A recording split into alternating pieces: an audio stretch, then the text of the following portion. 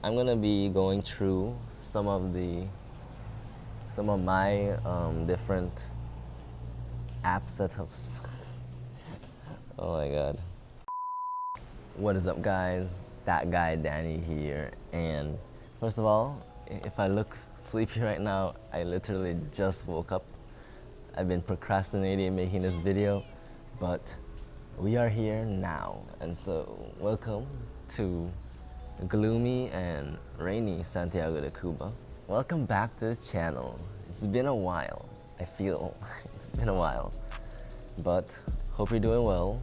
You know, especially those who live in places where ETA is gonna hit. My prayers extend towards you guys and hope that you keep safe. You know, I've been seeing all kinds of pictures and videos about flooding that's been happening back home. It's really crazy, so stay safe.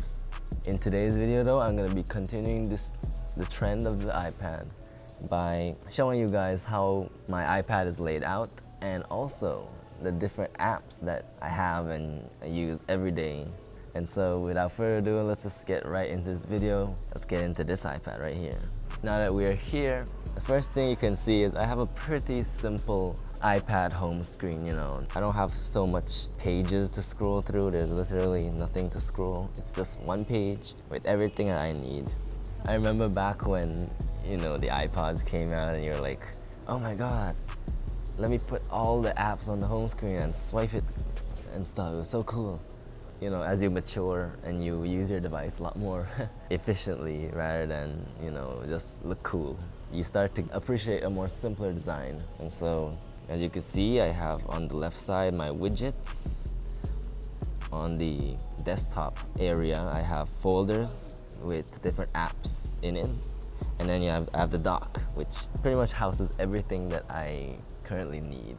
So let's start with the widget view. Now, as you can see, I have my calendar widget, so I can see the dates. Then I have my to-do widget, which is from Things 3. And you know, I have Siri suggestions. She suggests apps that I might be using, or I might want to use. We got the world clock, you know, my battery widget. I have this Siri shortcut widget, which I always use, which is multi-timer. I can choose between work, break, play, and each of them have a certain time span. So once I click it, it'll start a timer instantly. And a custom one, in case I want to do some weird time thing. And then I have my screen time. Since I've used my iPad for 4 hours and 21 minutes, I have my, you know, pocket, which has articles that I might want to read. And probably the most important widget is the calculator widget, because whenever I want to just use the calculator, I can just swipe from the left, right? When I'm in an app, for example, let's say I go Safari, right? I can easily just swipe down and swipe to the left and use the calculator. I don't have to go into the app, which is a time-saving bonus. And that's pretty much my widgets. I don't really use it much since Apple didn't give us the ability to put widgets onto the main home screen. And so I don't really use that much, you know, just for at a glance stuff. Moving on, we're moving on to the home screen. And here is where I have different folders, right, grouped with apps that do a specific thing. I find this much more easier than trying to scroll through thousands of pages. And so as you can see, the first few folders that I have to do with the different things that I like doing, right? So there's filmmaker, producer, photographer, designer, animator, podcaster. All of them have their apps, right? And then below that, I have like wisdom, relaxation, travel, if we even get to do that anymore, office, plugins, and utilities. So let's just kind of go through each one. Filmmaker, I have some apps here, like Emulsio, which is great for stabilizing footage, iMovie for video editing, video to pick, as the name suggests, you put a video in it and you can easily take a picture from the video. Imaging Edge Mobile is the companion app for Sony cameras. I've borrowed some Sony cameras before, and so this helps me transfer footage to and from, right? In the producer, I have different apps here: Audio Bridge, Chords Generator, Chord Tracker, some metronomes, Sound Brainer, some tuners, Intuner, Tuner Lite, Circle of Fifths. MuseScore is a great app to get sheet music. Tone Booster's Spectrogram, it basically takes sound that it hears and turns it into a graphical representation. I still don't really know what that is. There's Drums Extractor that actually takes out the drums from any song, and Let's Unmix takes out everything from a song. So it can pull out the vocals, it can pull out the drums, it can pull out the bass. I've tried it and it's pretty amazing. Although I only have the free version, which only allows me for 90 seconds, it does work, and I might buy it in the future. PS Score is a great app to store all of your sheet music. And there's Key Finder, you know. In photography, I have a couple of like camera apps and also like some editors, right? Like Visco, Snapseed, Pixelmator, Lightroom, Google Photos, if I can only back up my photos. It's blocked in Cuba. Anyway, Anonymous Camera, Ray Watermark for putting watermarks, Anonymous. It actually senses people in the frame, and you can easily just blur them out and stuff like that. Compressor, this is a great app to compress stuff, like make it less quality and less file size. Double Take for taking view of my front-facing and back-facing camera at the same time.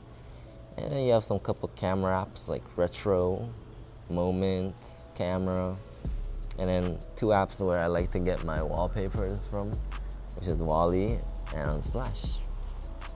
Now in the designer, there's not much here because I'm not much of a designer, but I have some apps here to basically make collages, you know, install fonts, find fonts, and you know, there's Canva, which is a great graphic design thing. In the Animator tab, in the Animator folder, I have a couple of apps that I've tried and used, but I'm not the best at it, you know. Still working it out. Basically, you can make like step-by-step animations. Pixaloop is a great app for making static images move, right? It's like, how did they call it? I forgot how they called it, but you can make, like, for example, if you took a picture by a waterfall, you can actually just make the water from the waterfall move. And that's pretty awesome. Mojo is a good app for making Instagram stories. There's a lot of cool animated titles that you can choose from and just make your stories just more better. But the thing about that is it's not free. You have to pay a subscription for Mojo, and the free version does give you some, you know, stuff to work with, but the ones that are locked behind the pro subscription are obviously way more better. Yeah. And then you have the podcaster one, which is the only one that doesn't really have much at all. Like, it just has the voice memo, because the app that I use for making and managing my podcasts are in the dock. I'll explain why that is later, but let's quickly go through this. Wisdom, all the apps that deal with school and knowledge and like skill acquiring. Most of this is medical stuff like pharmacology, drug guide, you know, Merck Pro, Merck Consumer, Atlas, Medscape, and Boss. I haven't been able to use it because it's locked behind a paywall, but I've been considering it. Then you have Khan Academy, which is a great place to watch tutorials on stuff. iTunes U, Dictionary, right? Let's go. Relax has some of my games and music. So Dead Cells, Monument 2, and Minecraft are pretty cool games that I play. As well as there's music apps like the Music app, Spotify, SoundCloud, and Cosm, which makes kind of relaxing music. And there's books, right? Books, Kindle, and manga that I read sometimes, you know, to relax. Travel is all the apps that I use if I was able to travel. Like Maps apps, Google Maps, Maps.me, hotel room booking apps like Airbnb, Booking.com, buying flight tickets apps and tracking ticket prices. You got Interjet and Jet Radar. A whole bunch of VPNs, because that's very important in Cuba. and some translators in case I, for some reason, can't figure out what a word means in a language. Right? In the Office apps, I have basically Office apps from every company. Right? You got some from Apple, which is like the Pages, Keynotes, Numbers. You have WPS Office, which is a pretty cool all-in-one, right? Just one app, which I much prefer. They have their Microsoft ones like Word, PowerPoint, and Excel. You have PDF et al, which can turn anything into a PDF. I just recently learned that it is actually locked behind a paywall, so I can only do like, I think 2 conversions a day. Then you have Office apps by Google, which is the docs, the sheets, and the slides. I have Speed Typer, which I use to try to improve my typing speed, which is not the best. File Converter, which converts any file to any file, right? And Scanner Pro, which is pretty cool. It's just scan a whole pile of documents and put them into one file. Awesome. And you might be asking, why do I have so many Office apps? Why don't I just keep one? And the thing about that is, I would like to keep one, and if I had the choice of keeping one, it'd be the Microsoft Word, PowerPoint, and Excel. The reason I can't just have these apps is because in order to use them, like other than viewing, right? In order to edit files using Word, PowerPoint, or Excel, you need to pay, right? Their subscription model, whatever.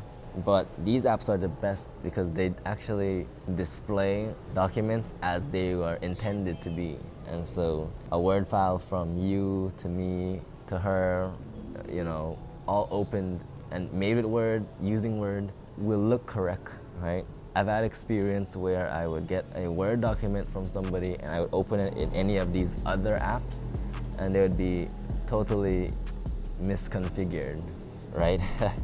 And so that's the sad thing. And then Google's apps, I don't really use much because, first of all, I don't have internet all the time. But I would use it if I ever, you know, travel back to Belize. And it seems like a good cloud solution as well. And yeah, that's my Office apps. Plugins are not really apps per se, but they're extensions to apps that are already existing.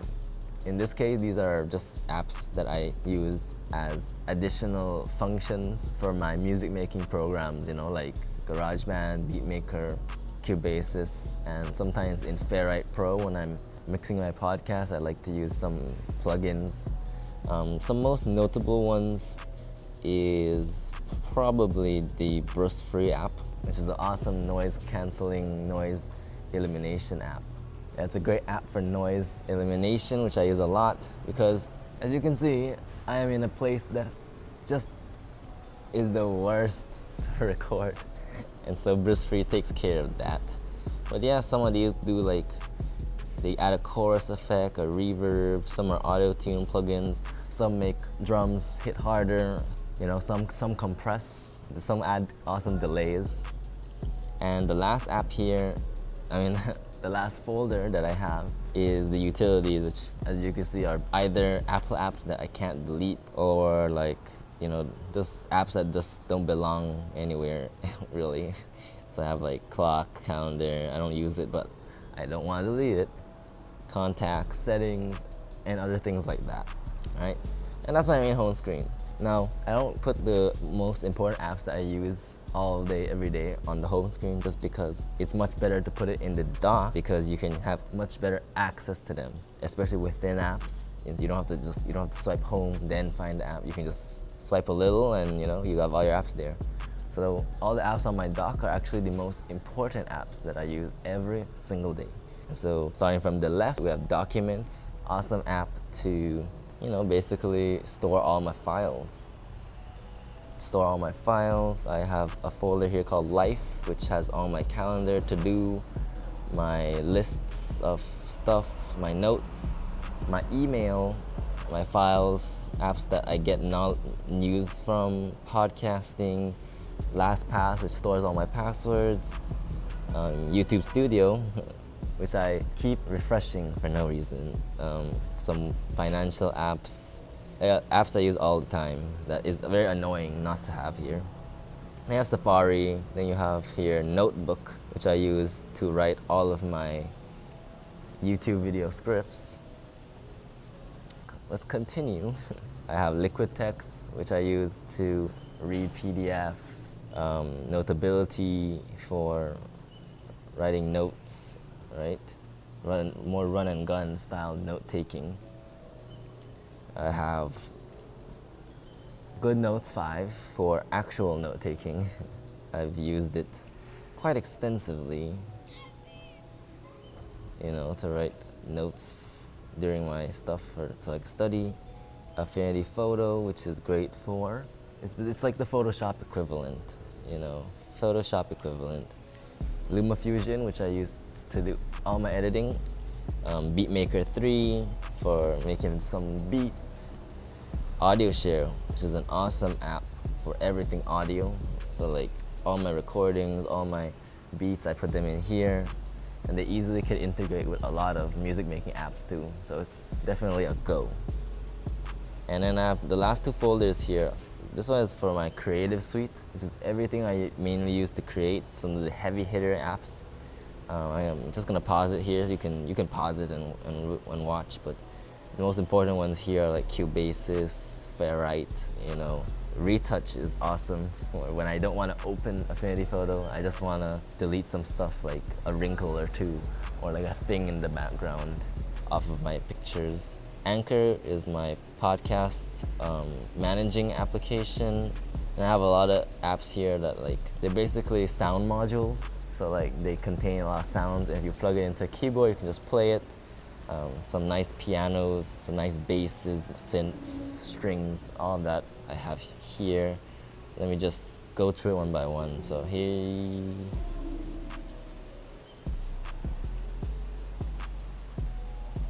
Alright guys, so the last folder I have here is the socials folder, which basically just has Facebook, Messenger, Twitter, you know what it is, just social apps. And I also have some live streaming apps that I've used to live stream maybe once. I should live stream more, but yeah, Prism Live, Streamlabs, and Live Now. And these other three apps are just the apps that I've opened. And so that's all.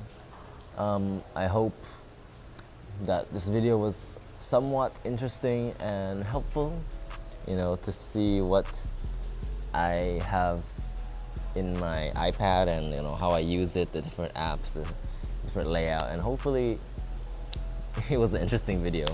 So Waters is actually coming now. I don't know if you can hear it, but that is where I end this video, because people will be bathing and water will be splashing all over the place.